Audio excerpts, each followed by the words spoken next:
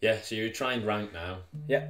Where'd you go? So you go, depending on where you've been posted. So you'll initially, in the kind of last couple of weeks of training, you'll have put your preferences in as to where you want to go throughout the course. So what unit you want to go to. They'll take that into consideration a little bit, but generally you'll just go to wherever needs you the most. Well, this is a stupid question. Yeah. Is that called a draft? That's a draft, yeah. Right. So you get Everything's drafted, a draft, really. You get drafted to different units. Drafted to a unit, yeah. And so it could be 4-2, 40, 4-5, or 4-3. Mine was 4-3. I got my last choice, interestingly. I didn't even put it down. You put 3 choices, and the secret fourth choice I got. But yeah, so you get posted there. You'll have like an interim period of about 2 weeks where we played enemy for general exercises that go around in the core, and then we went to do our driver training, and then we went to our unit. So there's a little bit of a period of it in between. Right. Okay. So at what point does everyone go down a different path? So does everyone do the playing the enemy stuff? Yeah, everyone does that, and everyone does the driver training. Is that up at Leckensfield? Yeah, but everyone has a slightly different experience. So if you've got your Cat B or your driving car license already, some people have before the core, they'll go straight into the lorry stuff, straight into the bigger vehicles, and then they'll move on, but they'll move on quicker. If you've got to do car as well, you've got to do theory car, and then you've got to do lorry, and then you've got to do all that sort of stuff. Did you have to do your car? Yeah. That's mad. Yeah. I always forgot that. Yeah, I had a week course to drive my car, learn how to drive my car. So you had a week to do theory, and then a week to do practical, and then same again for the other stuff. I remember. I was funny enough, I was building this bar Really? while you were up at Leckensfield, because I remember I was insulating it the one day and you were back. Yeah. And you were telling me all about it. Oh yeah, Lecky was a weird place really. It's an army camp, so yeah. I don't actually know if they still go there anymore. I think they do it now at Lympstone in house. Yeah. So before everything happens at Lympstone now. It sounded fucking mental from what it you were was a telling bit weird. me. Yeah. They basically drop kicked you through your licenses. Yeah. Like if you failed one day, you just do it the next day. 100%. There's no like retraining. They're just like, right, you didn't pass on this stuff. Try again tomorrow. See how you get on. So it's a bit mental, but yeah. So you get out of that having the car license, lorry license, and lorry with articulation license. So you have like everything after about 6 weeks of driving. So you've gone from driving nothing to driving like potentially an Arctic lorry. Yeah, which is mental. So you've gone from like never having sat behind a wheel before ever, yeah, to basically now being able to drive a massive killing machine. Pretty much, yeah. Because that obviously, I should clarify why they make you drive lorries, but they make you drive lorries because the weight of them is the same as like a military vehicle that's armoured and all the rest of it. So now you have the right licenses to go and learn how to drive. A lot of money in lorry driving, lad. True, I might get into that. If the PT doesn't work out, mate. There is now, especially big shortage. Right. So you've done Leckensfield. Yeah. Got your licenses. Now you're off to 4-3. Yeah, I was. Yeah. Which is near Glasgow, in Helensburgh, up in Scotland. Shout out to Helensburgh. Yeah. Got some family friends there. Have you? Yeah. Probably watching.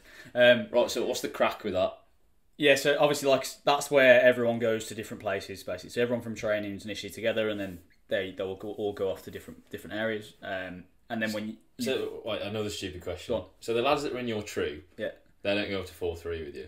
Not all of them. Some of them do. Right. Okay. Yeah. So like 6 or 7 do, but then you further subdivided it when you get there. So you get to 4-3, and you've got different squadrons, different sections that you're going to go into. You're probably not going to be with someone you kind of know. So you can't play it tactically and all like put the same options and then end up with your mates. You can, but it's no guarantee you're going to have. Like I say, I put 4-5, 4-2, and 40. I didn't go to any of them, so right, okay. There's no guarantee. The only guarantee you get if you get King's Badge, which is best recruit in training, then you can choose completely where you do what the fuck you want. Do what you want, mate. You get absolute autonomy, which is sick. But I didn't get that, so I just get sent wherever they want to Scotland, be. Yeah, please. Yeah, furthest away. So yeah, and so yeah, I was up there with about 6 or 7 of the lads who passed out with me, and I think I went into a troop. I don't think I went into a troop with any of them. Maybe 1 or 2. I went into my actual troop eventually. Now I remember. Well, this is just the vague memories that I have of that draft not being particularly enjoyable.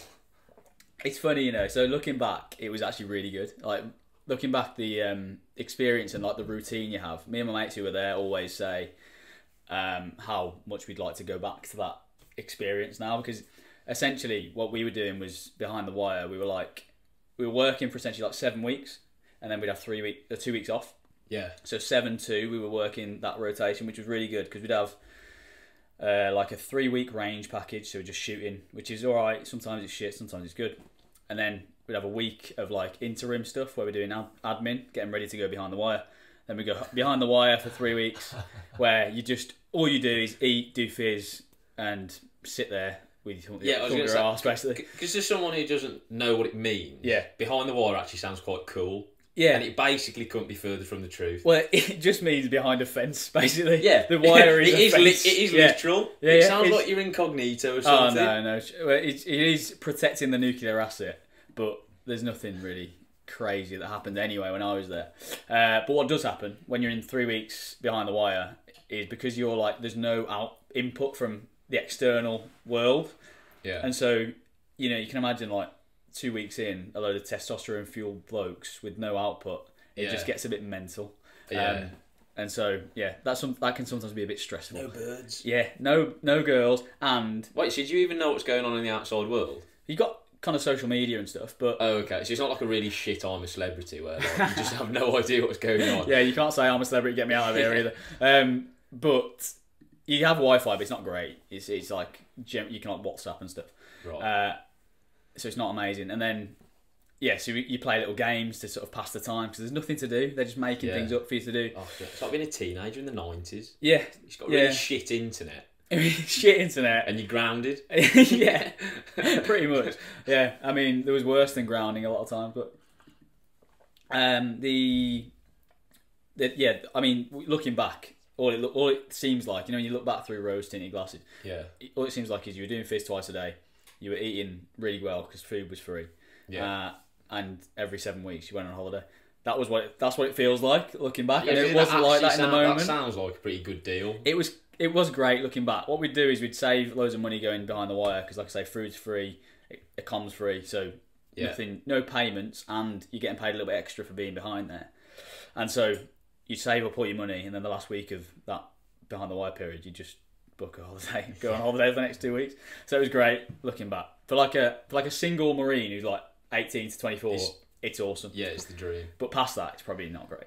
Yeah, if you've got a family. Yeah, that's not where you want to be, really, if you've got a family. It's not great. Right, okay, so done 4-3. How long were you up there for? About a year and a half, 2 years-ish, something like that. What next? Is that when you can start to specialise? Alright, guys, I hope you enjoyed that clip. If you want to see the full conversation, then head to the top link in the description.